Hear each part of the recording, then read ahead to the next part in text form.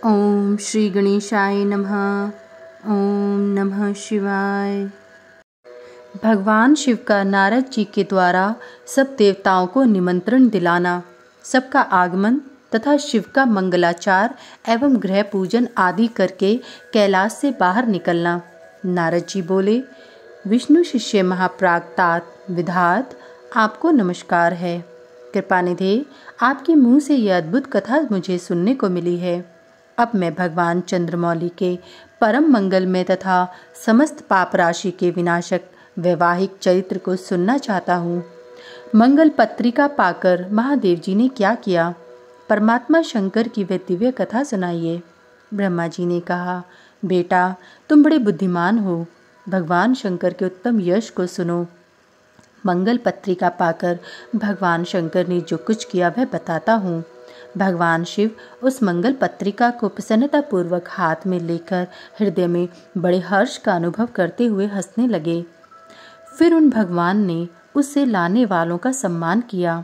तत्पश्चात उसे बांचकर विधिपूर्वक स्वीकार किया। इसके बाद हिमाचल के यहाँ से आए हुए लोगों को बड़े आदर सम्मान के साथ विदा किया।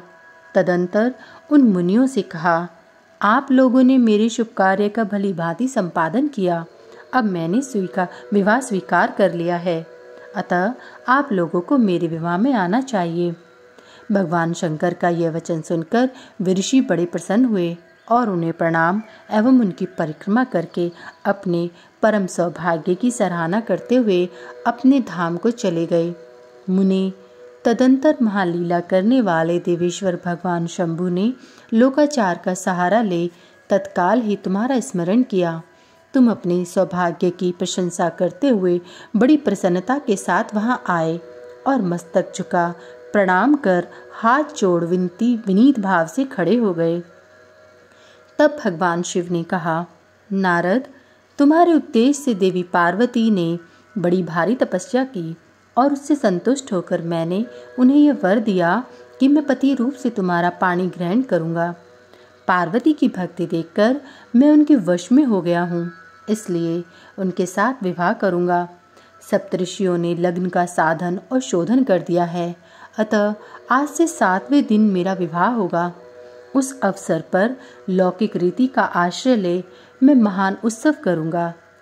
मुने, तुम विष्णु आदि सब देवताओं, मुनियों और सिद्धों को तथा अन्य लोगों को भी मेरी ओर से निमंत्रित करो। सब लोग मेरे शासन की गुरुता को समझकर प्रसन्नता और उत्साह के साथ सब प्रकार से सज धज कर स्त्री पुत्रों को साथ लिए यहाँ आएं। ब्रह्मा जी कहते हैं, मुनि, भगवान शंकर की इस आज्ञा को श्रोधार्य करके तुमने शीघ्र ही सर्वत्र जाकर उन सबको निमंत्रण दे दिया। तत्पश्चात शंभु के पास आकर उनकी आज्ञा के अनुसार तुम वहीं ठहर गए। भगवान शिव भी उन सब देवताओं के आगमन की उत्कंठापूर्वक प्रतीक्षा करते हुए अपने गणों के साथ वहीं रहे। उनके सभी गण संपूर्ण दिशाओं में नाचते हुए बड़ा भारी उत्सव मना रहे थे। इसी बीच में भगवान विष्णु सुंदर वेश धारण किए अपनी पत्नी और दलबल के साथ शीघ्र ही कैलाश पर्वत पर आए और भक्तिभाव से भगवान शिव को प्रणाम करके उनकी आज्ञा पाकर प्रसन्नतापूर्वक उत्तम स्थान में ठहर गए। इसी प्रकार मैं अपने गणों के साथ स्वतंत्रतापूर्वक शीघ्र ही कैलाश गया और भगवान शंभु को प्रणाम करके अपने सेवकों सहित सानंद वहां ठहरा। तदंतर इंद्र आदि लोकपाल और उनकी स्त्रियां आवश्यक सामान के साथ खूब सज धज कर वहां आईं। वे सब के सब उत्सव मना रहे थे। तत्पश्चात मुनि, नाग, सिद्ध, उपदेवता तथा अन्य लोग भी निमंत्रित हो उत्सव मनाते हुए वहां आए। उस समय महेश्वर ने वहां आए हुए सब देवता आदि का पृथक पृथक सहर्ष स्वागत सत्कार किया। फिर तो कैलाश पर्वत पर बड़ा अद्भुत और महान उत्सव होने लगा। देवांगनाओं ने उस अवसर पर यथा योग्य नृत्य आदि किया।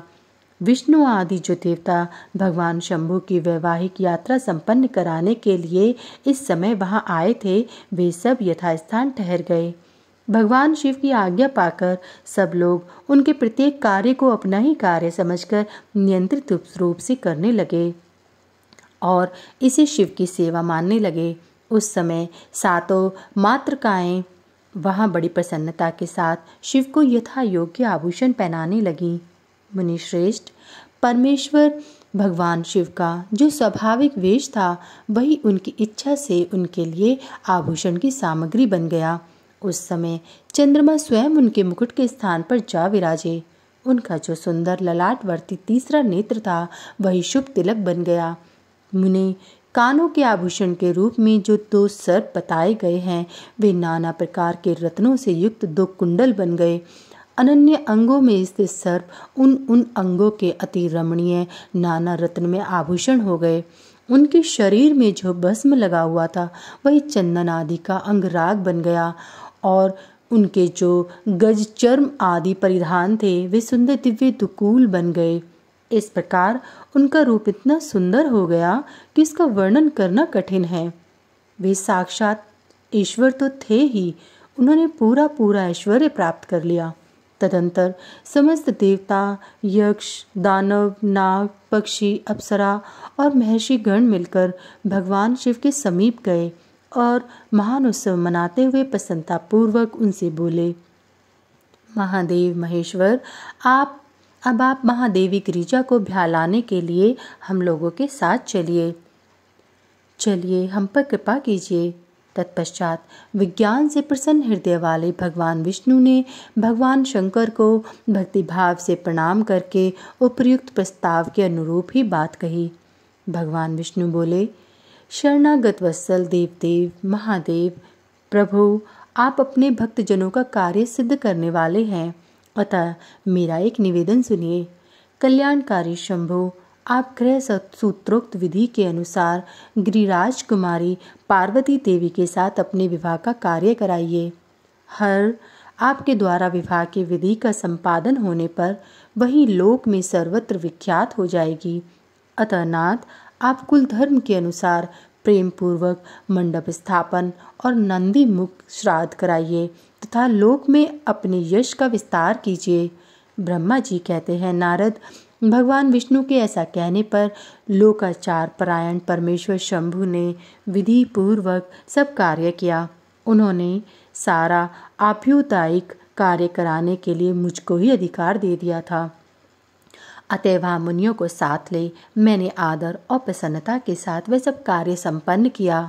महामुनि, उस समय कश्यप, अत्रि, वशिष्ठ, गौतम, भागुरी, गुरु, कण्व, बृहस्पति, शक्ति, जमदग्नि, पराशर, मार्कंडेय, शिलापाक, अरुणपाल, अकृत्रशम, अगस्त्य, च्यवन, गर्ग, शिलाद, दधीचि, मन्यु, भारद्वाज, अकृतवर्ण, पिप्लाद, कुशिक, कौत्स तथा शिष्यों सहित व्यास, ये और दूसरे बहुत से ऋषि जो भगवान शिव के समीप आए थे, मेरी प्रेरणा से विधि पूर्वक वहाँ अभ्युदायिक कर्म कराने लगे।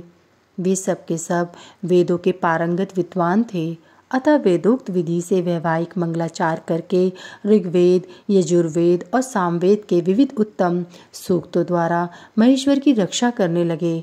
उन सब ऋषियों ने बड़ी प्रसन्नता के साथ बहुत से मंगल कार्य कराए। मेरी और शंभु की प्रेरणा से उन्होंने विघ्नों की शांति के लिए प्रीतिपूर्वक ग्रहों का और समस्त मंडलवर्ती देवताओं का पूजन किया। वह सब लौकिक वैदिक कर्म यथोचित रीति से करके भगवान शिव बहुत संतुष्ट हुए और उन्होंने प्रसन्नतापूर्वक ब्राह्मणों को प्रणाम कराया। तदंतर वे सर्वेश्वर महादेव देवताओं और ब्राह्मणों को आगे करके उस गिरिश्रेष्ठ कैलाश से हर्षपूर्वक निकले। कैलाश से बाहर जाकर देवताओं और ब्राह्मणों के साथ भगवान शंभु, जो नाना प्रकार की लीलाएं करने वाले हैं, सानंद खड़े हो गए। उस समय वहाँ महेश्वर के संतोष के लिए देवता आदि ने मिलकर बहुत बड़ा उत्सव मनाया। बाजे बजे तथा गान और नृत्य हुए। अध्याय 39 समाप्त।